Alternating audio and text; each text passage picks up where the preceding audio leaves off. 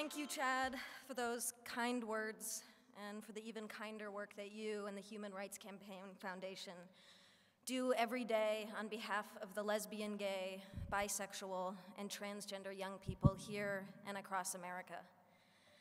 It is such an honor to be here at the inaugural Time to Thrive conference, but it's a little weird too. Here I am in this room because of an organization whose work that I deeply, deeply admire. And I'm surrounded by people who make it their life's work to make other people's lives better, profoundly better. Some of you teach young people. Some of you help young people heal and to find their voice. Some of you listen. Some of you take action. Some of you are young people yourselves, in which case it's even weirder for a person like me to be speaking to you. It's weird because here I am, an actress, representing, at least in some sense, an industry that places crushing standards on all of us. And not just young people, everyone. Standards of beauty, of a good life, of success. Standards that I hate to admit have affected me. You have ideas planted in your head, thoughts you never had before, that tell you how you have to act, how you have to dress, and who you have to be. And I have been trying to push back, to be authentic, and to follow my heart, but it can be hard. But that's why I'm here, in this room. All of you, all of us, can do so much more together than any one person can do alone. And I hope that that thought bolsters you as much as it does me. I hope that the workshops you go to over the next few days give you strength, because I can only imagine that there are days when you've worked longer hours than your boss realizes or cares about just to help a kid who you know can make it. Days where you feel completely alone, undermined, or hopeless. And I know that there are people in this room who go to school every day and get treated like shit for no reason.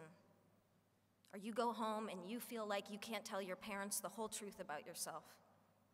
And beyond putting yourself in one box or another, you worry about the future, about college, or work, or even your physical safety. And trying to create that mental picture of your life, of what on earth is going to happen to you, can crush you a little bit every day. And it is toxic and painful and deeply unfair. And sometimes it's the little insignificant stuff that can tear you down. Now, I try not to read gossip as a rule, but the other day, a website ran an article with a picture of me wearing sweatpants on the way to the gym. And the writer asked, "Why does this petite beauty insist upon dressing like a massive man?" Because I like to be comfortable.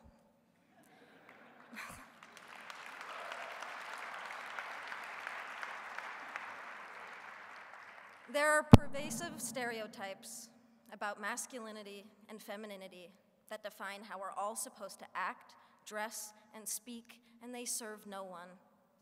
Anyone who defies these so-called norms becomes worthy of comment and scrutiny, and the LGBT community knows this all too well. Yet there is courage all around us. The football hero, Michael Sam, the actress, Laverne Cox, the musicians, Tegan and Sarah Quinn, the family that supports their daughter or son who has come out. And there is courage in this room, all of you. And I'm inspired to be in this room because every single one of you is here for the same reason.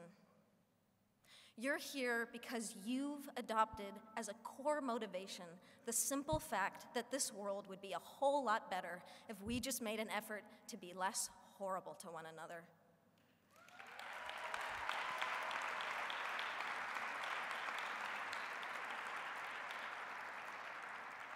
If we took just 5 minutes to recognize each other's beauty instead of attacking each other for our differences, that's not hard.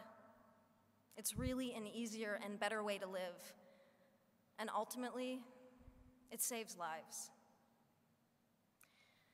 Then again, it can be the hardest thing. Because loving other people starts with loving ourselves and accepting ourselves. And I know many of you have struggled with this, and I draw upon your strength and your support in ways that you will never know.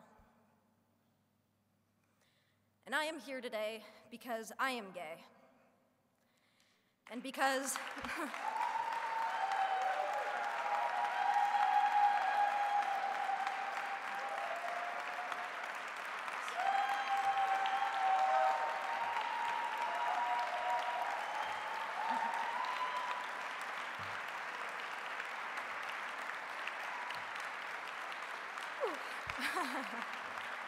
thank you.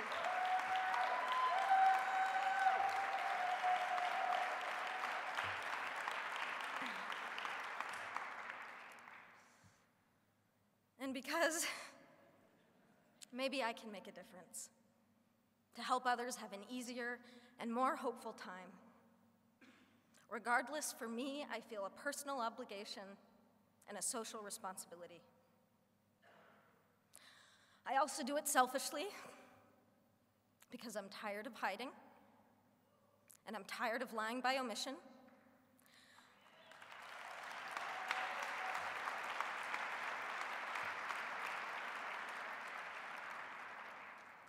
I suffered for years because I was scared to be out. My spirit suffered, my mental health suffered, and my relationship suffered. And I'm standing here today with all of you on the other side of that pain. And I am young, yes, but what I have learned is that love, the beauty of it, the joy of it, and yes, even the pain of it, is the most incredible gift to give and to receive as a human being. And we deserve to experience love fully, equally, without shame and without compromise. There are too many kids out there suffering from bullying, rejection, or simply being mistreated because of who they are.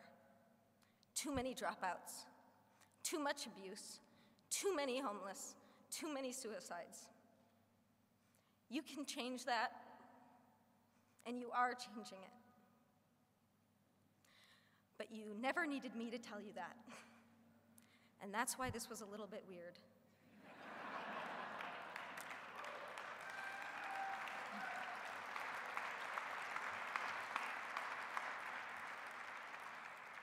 The only thing that I can really say is what I'm building up to, is what I have been building up to for the past 5 minutes. Thank you. Thank you for inspiring me. Thank you for giving me hope. And please keep changing the world for people like me. Happy Valentine's Day. I love you.